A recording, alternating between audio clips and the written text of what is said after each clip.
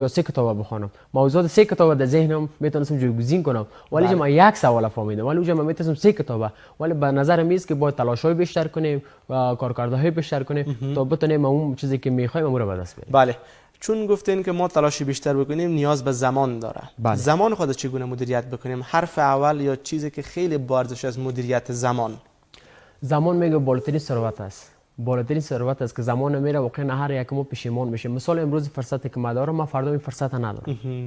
فرصتی که گذشته داشتم ولی امروز ندارمش. این خودش یک از دغدغه‌های زندگی می باشه. ما میتونیم به یک مدیریت خوب، یک توصیه اوقات مشخص که در کدام ساعت کدام کار خود انجام بدیم، در کدام ساعت کدام کار دیگه خود انجام بدیم، یک تصمیم اوقات مشخص، یک نظم مناسب که تصمیم اوقات 24 ساعته داشته باشیم، هفته‌وار و ماهوار که با اون تصمیم اوقات پیش بریم، هم زمان ما رو مدیریت کنیم، هم کارکرد ما رو درست انجام بدیم. بله، استاد روح الله